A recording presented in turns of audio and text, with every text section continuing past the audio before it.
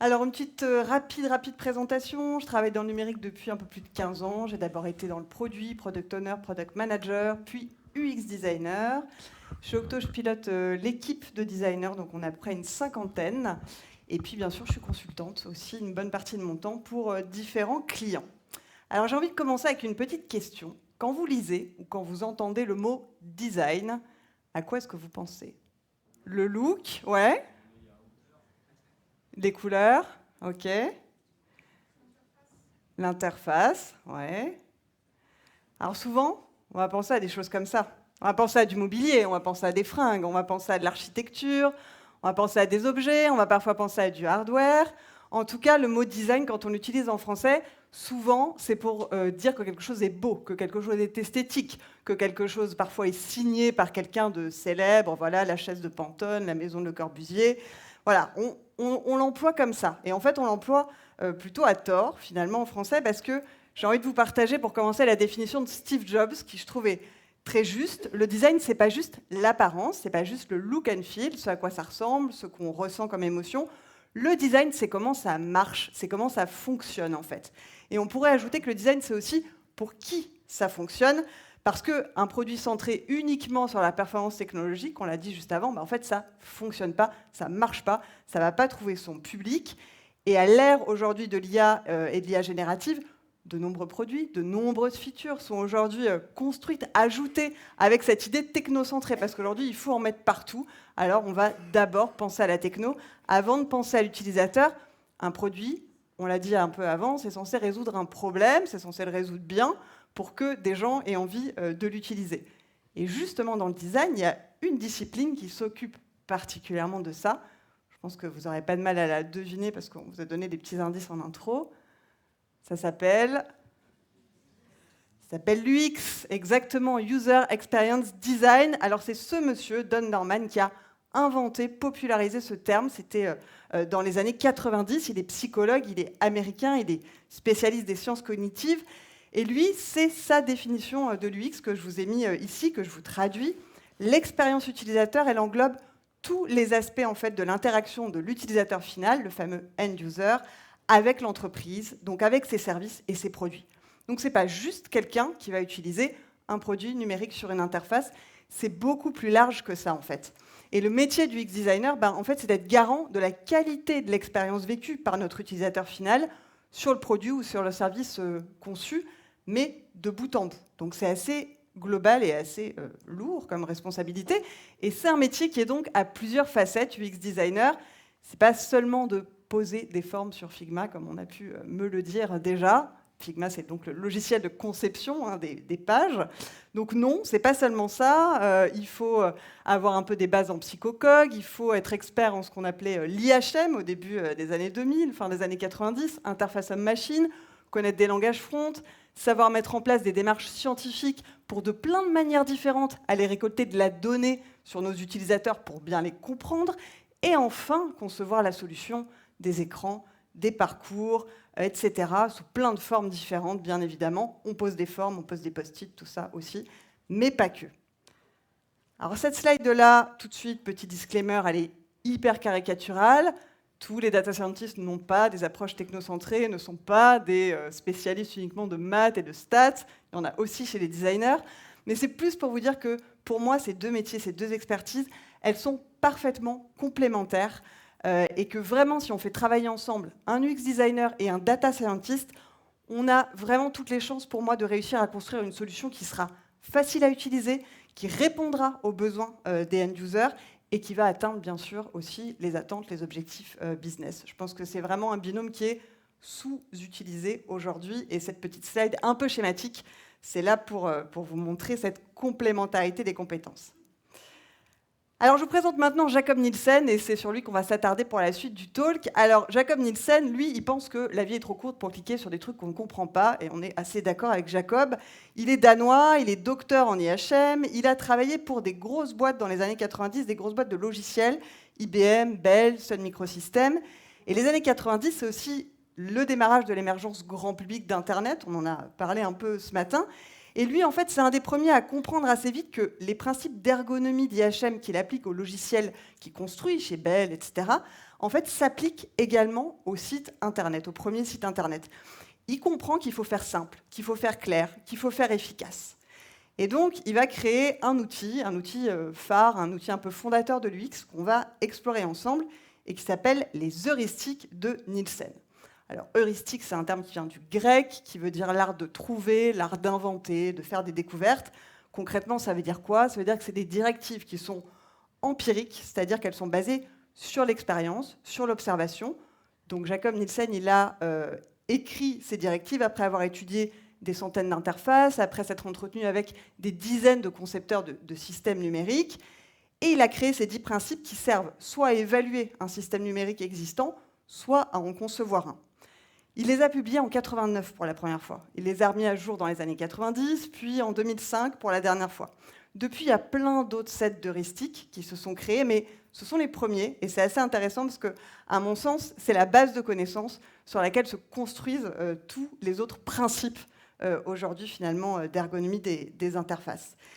Et avec ces heuristiques, ce qui est aussi intéressant à cette époque, c'est de se dire que Nielsen, il a poussé l'industrie à se concentrer finalement sur l'utilisateur final, et plus sur uniquement la technologie, ou bien sur l'esthétique, on en parlait au début.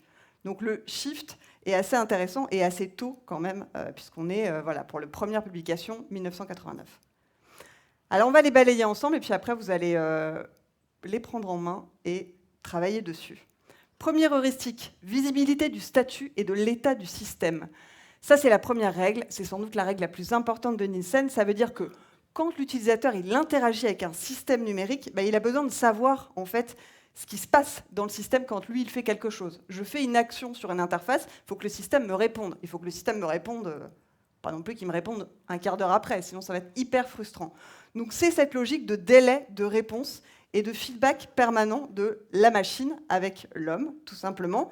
Petit exemple, l'état de chargement sur Google Drive, j'upload un document, je vois qu'il est en train d'être uploadé, ok, c'est peut-être pas hyper juste sur la durée, etc. Mais en tout cas, moi, utilisateur, je comprends que mon action de téléchargement, elle est en cours. Et c'est l'information que j'ai besoin d'avoir à cet instant. Deuxième heuristique, la correspondance entre le système et le monde réel. Ça veut dire que votre système, il doit utiliser en fait les codes de communication que votre utilisateur il utilise dans le monde réel. Le monde réel, c'est IRL, pour les plus vieux d'entre nous. C'est là, maintenant, comme on se parle, par opposition à un monde qui serait digital. On n'a pas un autre langage parce que tout d'un coup, on est sur un logiciel, on est sur un site, on est sur une appli. Donc, on doit parler de la même manière. Donc, petit exemple avec ce chatbot de Sephora qui vraiment s'exprime comme un humain, comme un vendeur du magasin de Sephora. Et donc, on peut se dire que c'est assez efficace et que peut-être que ça va mener un peu plus à l'acte d'achat. L'utilisateur qui est en ce moment en train de discuter avec le chatbot de l'achat d'un cadeau. Deuxième aussi exemple que vous connaissez bien, c'est l'interface de Gmail. Je suis en train d'écrire un mail et le système, il me propose la suite. Et là, c'est assez fou parce qu'en fait, il se base sur tout ce que j'ai écrit précédemment. Il en a compris la forme, il en a compris le ton. Et là, c'est un très bon exemple pour moi d'une feature ML qui permet de répondre à un besoin utilisateur en étant là, pour le coup, hyper proactive et en parlant, littéralement, mon langage.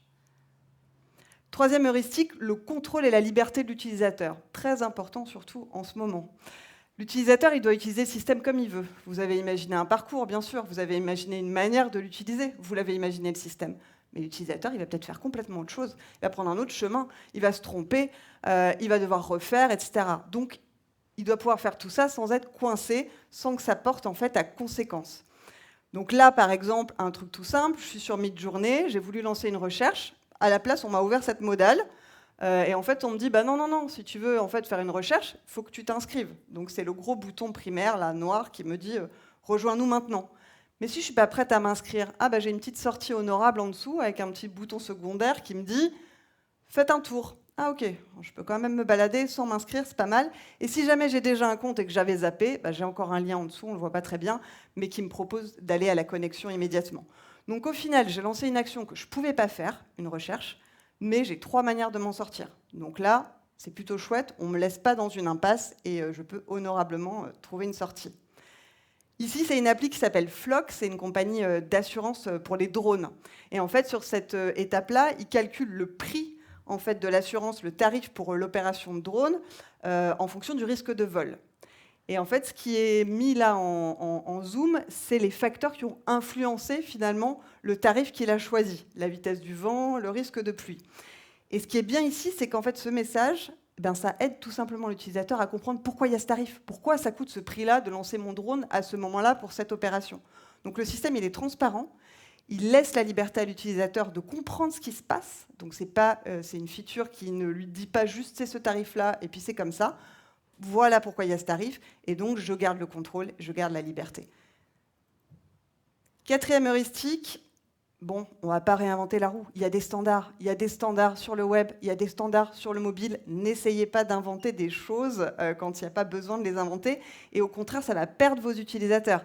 Ils doivent en fait savoir s'y retrouver facilement, savoir faire des actions faciles, un truc tout bête. Un logo, en général, c'est souvent en haut à gauche ou en haut au milieu, c'est pas en bas à droite d'une page. Et puis souvent, quand on clique sur un logo, on revient à l'accueil. Voilà, ça c'est un peu des conventions. Le rouge, c'est la couleur de l'erreur. Voilà, c'est pas la couleur de c'est check. Donc ce genre de petites choses qui paraissent toutes bêtes, mais parfois, voilà, il y a des choses complètement à l'envers. Donc là, par exemple, vous voyez que sur la recherche, il y a une icône à gauche de la recherche qui est en général pas du tout l'icône qu'on met pour la recherche. Je ne sais pas si vous avez une idée de c'est quoi l'icône pour la recherche. Souvent, c'est une loupe. Voilà, là, on nous a mis le dossier. On va aller savoir pourquoi. Bon, OK. Et un peu plus bas, on me propose de télécharger tout en bas et on m'a mis à gauche une icône, celle du trombone, qui est en général utilisée pour les pièces jointes. Le téléchargement, vous savez, c'est une petite flèche qui descend là, dans un petit truc comme ça. Voilà. C'est plutôt les standards, et là, c'est à l'envers. Alors, c'est pas grave, vous allez me dire, c'est écrit à côté. Mais parfois, peut-être que j'arrive pas bien à lire, le contraste n'est pas bon, et puis je vais perdre 1/1000 de seconde peut-être, à être bien sûr que c'est là qu'il faut rechercher. Donc, c'est des petites choses toutes bêtes comme ça, mais qui permettent d'aller plus vite à notre utilisateur.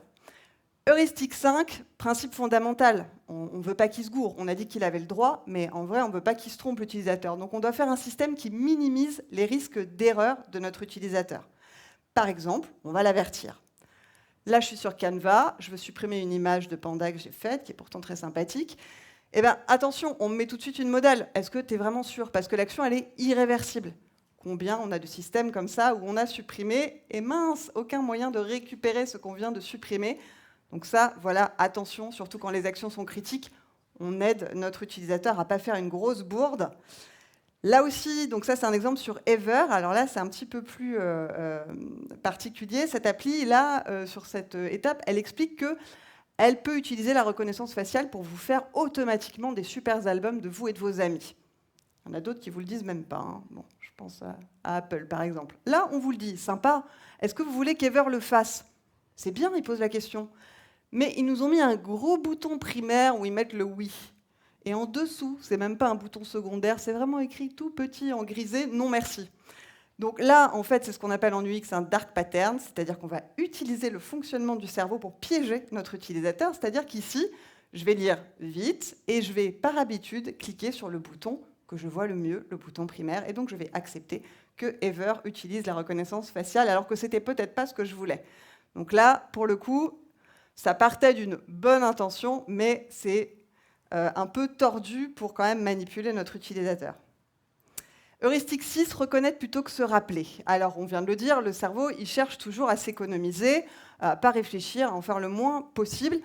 Ça veut dire que nous, concepteurs de système, on doit faire en sorte, en fait, de rendre les choses importantes, les choses essentielles, les plus visibles, les plus faciles à utiliser sans que l'utilisateur cherche les choses et perde du temps. Google, bon, on n'a même pas fini d'écrire sa recherche, on a déjà 10 propositions de tiens, ça pourrait peut-être être ça que tu cherches. Donc ça va peut-être un peu trop loin, mais voilà, c'est ce principe-là poussé à l'extrême en fait. Hein. Ici, sur le chatbot de Domino's Pizza, en général, si on le lance, c'est qu'on ne veut pas se prendre la tête, on veut juste manger une pizza. C'est facile, il y a 3 choix. Est-ce que c'est une nouvelle commande? Est-ce que tu veux repasser la commande? Est-ce que tu veux suivre la commande? Voilà, je n'ai pas normalement besoin de faire autre chose avec Domino's Pizza, donc c'est efficace. 7e heuristique, la flexibilité et l'efficacité d'utilisation. Ça veut dire que votre système, il doit être accessible pour tout le monde. Des gens qui savent s'en servir, des gens qui savent s'en servir très bien, et des gens qui ne savent pas du tout s'en servir. Voilà. Donc, les gens expérimentés, ils doivent pouvoir aller plus vite. Je sais pas, par exemple, utiliser des raccourcis clavier. Les gens non expérimentés, ils doivent arriver à faire les tâches qu'ils doivent faire sur le système. C'est encore plus vrai sur les outils de GenIA. On en parle beaucoup, hein, mais en fait, très très peu de gens l'utilisent. Il y a un sondage du printemps dernier sur l'utilisation fréquente de ChatGPT. C'est 2% en France au printemps dernier, donc il y a un an. C'est 6% aux États-Unis. Donc c'est rien du tout. C'est vraiment pas utilisé quotidiennement, fréquemment en fait, par les utilisateurs. Un exemple avec cet outil, c'est un chatbot chinois. C'est une appli qui propose un long tutoriel en page d'accueil. On est sur la page d'accueil et toute la partie du bas qui est entourée en rouge et traduite en anglais, c'est les tutos. Donc plutôt une bonne idée, sur l'accueil, dès l'accueil, on a des tutos. Sauf qu'en fait, la première ligne du tuto, c'est comment poser des meilleures questions. How to ask better questions, c'est traduit là en premier. Donc en fait, c'est un tuto qui part déjà du principe que vous savez que c'est un outil où il faut poser des questions. Alors que non. Et cet outil il a été testé et il y a un des utilisateurs du panel qui dit « mais pourquoi je dois poser des meilleures questions en fait ?» Donc ne partez pas du principe que vos utilisateurs connaissent en fait l'usage de vos outils à l'avance. Évidemment, vous le savez très bien. Deuxième proposition ici qui est plutôt bonne, celle-là c'est une appli de running et ici on a une petite feature que vous voyez en dessous. Est-ce que vous avez besoin d'un partenaire d'entraînement qui arrive pile au bon moment? Voilà, hop, vous êtes en train de chercher justement les trajets, les trajets pour les entraînements. Et là, on vous dit, est-ce que vous avez besoin qu'on vous suggère des partenaires d'entraînement? Donc c'est parfait, j'ai pas besoin de comprendre. Elle est là au bon moment, cette feature. Si j'ai envie de l'utiliser, c'est fluide. Heuristique 8, esthétique, minimalisme. Votre interface, elle devrait normalement s'affranchir de tout ce qui n'apporte pas une utilité. Ça veut dire qu'on ne fait pas joli. Donc, c'est un peu à contrario de ce qu'on a dit au début sur le mot design. On n'est pas là pour faire juste du beau, juste du joli. On est là pour faire de l'utile. Voilà. Et on ne doit pas mettre des choses qui ne servent pas, qui n'apportent pas d'informations. En design, on appelle ça du bruit, ces éléments-là. Ici, c'est parfait, hein, c'est minimaliste, c'est fonctionnel, c'est la page d'accueil de ChatGPT, il n'y a rien qui ne sert à rien, tout est utile. Ça vous rappelle sans doute quelque chose, l'inspiration vient de là, évidemment, ça traverse les modes, ça traverse les années, et vous remarquerez que énormément de sites et d'applis s'inspirent de ce minimalisme fonctionnel vraiment par excellence de Google. 9e heuristique, ça veut dire qu'il faut aider nos utilisateurs à comprendre quand ils se sont trompés, parce que oui, ils vont quand même se tromper sur votre système, donc il faut les aider à comprendre ce qui s'est passé, les aider à corriger rapidement, parce que si on le laisse sans information, c'est pas bon, hein. Ils se demandent ce qui se passe, voire ils s'inquiètent, voire ils s'énervent contre votre système, et ça, c'est vraiment pas bon. Concernant les features qui sont AI-driven, pour moi, vous devez faciliter la tâche des utilisateurs pour modifier, pour ajuster le modèle en fonction de leurs besoins. Ça permet d'améliorer le modèle, ça permet aussi de les impliquer et de justement ne pas se sentir devant quelque chose qui est incompris et de pourquoi on me propose ça, et je ne peux même pas dire quand le modèle se trompe. Exemple ici, justement, sur Zendesk, on a un ticket client ici, et puis vous voyez qu'il y a un score, on prédit un score de satisfaction, là, 45 sur 100. Et moi, au Customer Service, je peux cliquer sur Wrong Score si, en fait, ce score prédit, il était complètement à côté de la plaque. Et justement, j'aide à améliorer le modèle et je suis en contrôle aussi de mon système et je peux participer à ça. Ici, c'est une page d'inscription toute simple, sauf que j'ai mal écrit mon adresse mail. Et donc, quand je clique pour créer un compte, évidemment, il y a un message d'erreur en rouge qui s'affiche en bas. Donc, jusque-là, c'est normal. Sauf que, c'est pas parfait. On aurait pu m'entourer quand même le champ où j'ai fait l'erreur. Ça m'aurait permis de le retrouver. On m'a affiché le message d'erreur en anglais alors que mon interface, elle est en français. Et en plus, même si je le traduis, ce message d'erreur, il n'est pas très clair puisqu'il commence par un truc un peu tordu de la valeur n'est pas une adresse email valide. Enfin, un truc, c'est pas du langage vraiment courant pour moi. Donc, je peux avoir du mal à comprendre. Et enfin, la 10e heuristique, c'est quand vraiment plus rien ne marche. Il faut que l'utilisateur il accède à de la documentation si vraiment, malgré tout ce que vous avez fait, il n'y arrive pas. Donc cette aide, elle doit être claire, elle doit être précise, elle doit être contextuelle. Petit exemple plutôt bien fait sur cette page de démarrage ici de Poised, une fois que vous êtes logué. Vous êtes vraiment guidé, ça veut dire que soit vous ouvrez l'appli Poised avec le premier bouton qu'on voit. Au cas où vous n'aviez pas l'appli, vous avez en dessous un petit lien don't have the app et ça vous télécharge automatiquement l'appli sur votre ordi. Et si vraiment vous êtes paumé, à droite, vous déclenchez un chat. Voilà, et on vous dit comment je peux vous aider. Et là, vous aurez une aide qui est normalement contextuelle et précise, puisqu'on pourra répondre à vos questions. Alors, je termine juste. Je vais vous laisser avec ces 2 chiffres, en fait. Parce que si on dézoome un peu, voilà, là, je vous ai fait un peu toucher du doigt un tout petit outil de la galaxie d'outils de l'UX Designer. Donc, voilà, mais ça vous a peut-être fait toucher du doigt quelques principes de conception. Et c'est ça qui est intéressant. En takeaway, si vous devez retenir 2 informations, celles-là sont intéressantes. Déjà, le premier chiffre, c'est la moitié du temps passé en refacto par les développeurs pourrait être évité si, en fait, on avait utilisé des méthodologies design en conception. Si on ne s'était pas jeté dans le développement tout de suite pour sortir quelque chose, eh bien, on ne passerait pas la moitié du temps post-mise en production à corriger ces erreurs qui sont, en fait, des simples erreurs de conception. Donc, ne pas intégrer le design en amont d'un projet, ça vous coûtera cher en temps de développement, ça vous coûtera aussi en image de marque, en motivation, etc., etc. Mais voilà, ça vous coûtera déjà cher en temps de développement, puisqu'il va falloir corriger. Et puis 32%, c'est une étude de McKinsey d'il y a quelques années. En fait, ils ont étudié 300, je crois, grandes entreprises pendant 5 ans, donc c'est quand même une étude assez conséquente. Et ce qu'ils ont trouvé, c'est qu'en fait, les entreprises qui ont le mieux intégré les méthodos design dans leur orga, donc là, on parle vraiment d'une intégration qui est globale, organisation, process, méthodologie, sont celles qui ont les meilleurs résultats financiers, jusqu'à 32%, du coup, supérieurs à leurs homologues d'autres grandes entreprises qui, elles, n'ont pas ou peu intégré des méthodos et des process de design. Donc ça fait quand même réfléchir, on peut gagner de l'argent avec le design. Donc, en fait, ce sont des activités qui font partie des investissements les plus sûrs qu'une entreprise puisse faire. Donc, ne négligez pas un designer, un UX designer, parce que finalement, ça vous fera gagner du temps, gagner de l'argent. Et puis, voilà, au final, vos utilisateurs, ils ne se rappelleront pas que c'est un outil avec une feature IA ou qu'il y a de l'IA là-dedans. Voilà, je pense que la plupart ne se rendent même pas compte, évidemment, qu'il y a de l'intelligence artificielle dans le produit. Ils se souviendront plutôt de la manière dont le produit a changé ou amélioré leur vie, j'espère, ou alors a rendu les choses plus compliquées, ça ce serait dommage. Mais du coup, voilà, je vous souhaite de faire plutôt des produits qui améliorent la vie de vos utilisateurs, qu'ils contiennent finalement de l'IA ou pas. Voilà, merci beaucoup.